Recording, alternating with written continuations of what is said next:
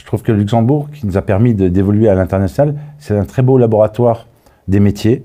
On y trouve tous les métiers, beaucoup de nationalités bien sûr, mais tous les métiers. Et dans notre domaine, au niveau de développement par exemple des API, des interfaces de programmation applicative, ça nous a permis d'expérimenter avant de s'exporter.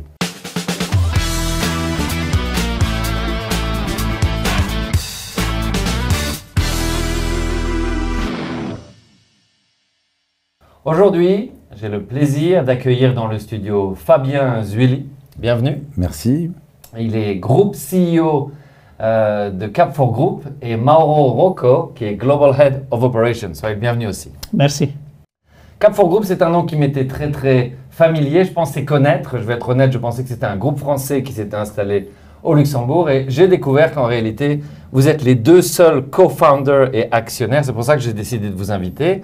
Et profitons-en peut-être. Est-ce que Fabien, tu peux nous présenter la société en quelques mots? Oui, bien sûr. Alors, pour commencer, bien sûr, c'est un groupe à 100% luxembourgeois, qui est né au Luxembourg, qui a son activité au démarrage à Luxembourg et qui a pu évoluer dans le monde après, grâce au Luxembourg et à nos employés qui sont au Luxembourg. C'est quoi son activité principale? Alors, son activité principale aujourd'hui, c'est un groupe de conseil innovant qui est spécialisé dans le e-commerce, la gestion de la relation client, le cycle de vie des données et capable de fournir des solutions complètes à l'échelle mondiale. Alors peut-être Mauro pour nous aider à comprendre, quelques chiffres. On a 250 salariés partout dans le monde, 8 filiales opératives avec des salariés. Et pour dire quelques noms, au Costa Rica, Shanghai, Hong Kong, Allemagne, Suisse et des autres bien sûr en Europe. Et on sert des clients dans plusieurs des 17 pays dans le monde. Alors peut-être pour aider encore les gens, on réalise... Avec la même surprise que j'ai eue quand on s'est parlé la première fois, la taille de votre groupe qui est colossale, c'est plusieurs dizaines de millions d'euros de chiffre d'affaires, pas d'endettement, profitable. Toujours étonné d'ailleurs qu'on n'entende pas plus parler de ce type de héros de notre économie. Mais prenons un exemple concret. Est-ce que tu peux partager avec nous un type de client que tu sers aujourd'hui? Oui, je peux donner un exemple d'un client qui est dans les retail de luxe, un groupe mondial qu'on suit partout dans le monde. Nous, on travaille sur leur stratégie d'intégration des données. Et surtout, on travaille aussi sur les supports de leur infrastructure de production 24 heures sur 7 pour s'assurer que ça tourne. Donc, si j'ai bien compris, imaginons qu'il y ait un down ou un bug dans tout ça. Ça veut dire qu'il y a des problèmes dans les magasins, il y a des problèmes dans les approvisionnements et finalement, c'est des millions d'euros qui sont perdus toutes les heures. Oui, parfois, c'est même 12 ou 13 millions dans une heure. Par heure. Ouais. Donc, c'est vraiment une responsabilité très élevée et un service à très haute valeur. On a des bons contrats et des bonnes assurances. C'est ça, très bien. Parfait.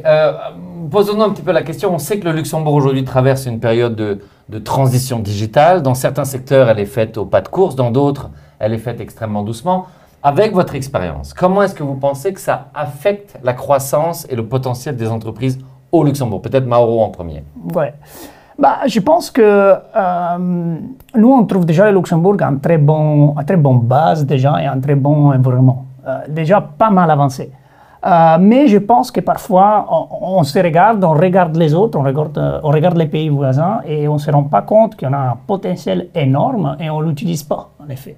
Je pense qu'on doit être un peu plus sûr de nous-mêmes. Si tu regardes notre histoire, je pense que c'est la démonstration que... il n'y a pas besoin de regarder de l'autre côté, mais qu'il y a de très bonnes capacités au Luxembourg et on doit seulement viser un peu plus grand. C'est un petit peu le syndrome des jeux des petits États, où le Luxembourg essaie toujours d'avoir la médaille d'or contre le Vatican, alors que par exemple l'Islande a déjà été champion d'Europe, alors qu'ils ont une taille équivalente et moins 40 degrés Celsius pendant tout l'hiver. Qu'est-ce que tu en penses? Quels sont les enjeux de cette transformation digitale? Déjà, je rejoins Mauro sur le fait qu'on manque d'assurance en nous. On a tous les potentiels qu'il faut au Luxembourg. En accentuant sur la formation, sur beaucoup de choses, on peut trouver au Luxembourg tout ce qu'il faut. Là, aujourd'hui, je trouve que le Luxembourg, qui nous a permis d'évoluer à l'international, c'est un très beau laboratoire des métiers. On y trouve tous les métiers, beaucoup de nationalités bien sûr, mais tous les métiers.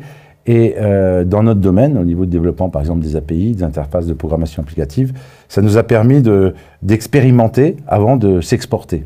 Donc aujourd'hui, on rayonne à travers le monde, je dis bien le monde puisqu'on est en Chine, on est au Costa Rica et l'Europe. on rayonne grâce à cette expérimentation qu'on a pu faire au Luxembourg et surtout au soutien qu'on a eu au Luxembourg. Hein, on parle du ministère du Travail, mais on parle aussi de l'ADEME, avec qui on a un très très bon rapport depuis le début. Avec Isabelle Schlesser, oui. Oui, qui nous ont beaucoup aidés. Comme je le dis souvent, c'est un des artisans de notre réussite, parce qu'on a plus de 60% de reconversion de personnes qui viennent de l'ADEME. Alors ça paraît un peu impensable dans le monde de l'IT, mais c'est le cas, hein, avec des formations de base données au niveau de l'ADEME et différents centres de formation au Luxembourg, mais complétées par notre centre de formation aussi.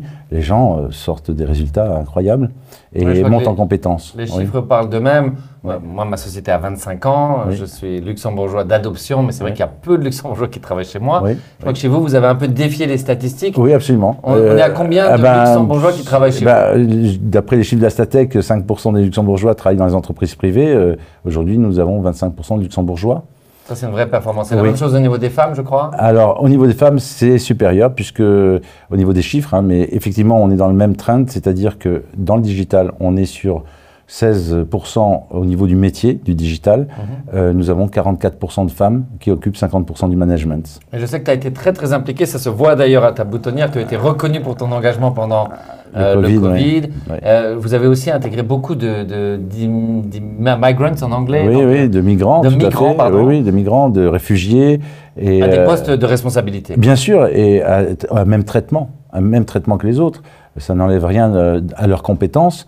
Et il y a eu, d'ailleurs, eux-mêmes me disent, un accueil au niveau du Luxembourg, ne serait-ce que pour la formation qu'ils ont pu suivre après, en intégrant l'université grâce à la Croix-Rouge et à l'ADEME. Et aujourd'hui, on a 20% de migrants dans nos équipes. Je pense que même l'ADEME a été surprise de ma demande quand j'ai été les solliciter en la matière. Mais je pense que c'est un peu dans notre ADN tout ça. Hein. Ça fait 3 années de suite qu'on est... The Great Place to Work, the Best Workplace. Et je crois que c'est des convictions profondes qui sont dans l'ADN de Cap4. On dit toujours que dans les moments difficiles, les valeurs de l'entreprise font la différence. Tout à fait. Et on arrive effectivement en 2025 avec il y a beaucoup d'anxiété et les valeurs reprennent évidemment le dessus. Absolument. Vous êtes un bon exemple. Regardons peut-être pour conclure vers l'avenir et cherchons un peu les opportunités. Donc Mauro, si tu avais des conseils à donner à la fois au gouvernement, aux entreprises, aux startups aussi. Où est-ce que tu vois les opportunités dans les mois et dans les années à venir? Moi, je pense que si on doit améliorer quelque chose, c'est l'attractivité vers les sociétés opérationnelles. Donc, on doit vraiment devenir attractif pour des sociétés opérationnelles qui veulent s'installer au Luxembourg ou vers l'Europe. Je donne un exemple, hein. Il y a beaucoup de sociétés chinoises, nous on est en Chine, on travaille beaucoup avec des clients aussi en Chine, et on voit qu'il y a un fort intérêt de faire un déploiement opératif en Europe pour être un peu les ponts pour le reste du monde. Et le Luxembourg, il a un gros rôle à jouer parce qu'on a l'infrastructure, on a les compétences. Mais on doit quand même créer un framework qui permet à cette société de s'installer facilement au Luxembourg. Oui, on a déjà les 7 banques chinoises qui sont présentes, on a des players très importants comme Ping-Pong, il y en a beaucoup d'autres. Donc, si je t'entends bien, c'est éviter un petit peu d'être dans ce jeu géopolitique et jouer notre avantage. On a un avantage au niveau de nos relations chinoises qui sont très anciennes, hein, plus de 150 ans avec le steel industry, l'industrie sidérurgique, et vraiment investir, les attirer, bien les servir. Exact. Et vu qu'ils sont des sociétés opérationnelles, ça veut dire qu'on doit être capable d'offrir des services de haut niveau et des sociétés qui sont capables, à partir du Luxembourg, de les accompagner dans l'Europe et dans le monde. Donc, tourner la page des holdings et aller chercher vraiment de la substance, des employés, des décideurs, des investissements. Anticiper. Je pense qu'il faut anticiper sur les formations et des nouveaux métiers qui arrivent et qui vont être nécessaires aujourd'hui. Ça, Mauro connaît très bien puisqu'il dirige aussi la partie formation du groupe. Peut-être le laisser parler là-dessus. Mais c'est exactement ça. On doit un peu sortir de... C'est plus le monde de l'holding, c'est plus les gros fonds d'investissement. C'est des sociétés opérationnelles qui vont payer des taxes, mais qui vont avoir besoin aussi de main-d'œuvre. Que c'est un avantage honnêtement pour tout le monde.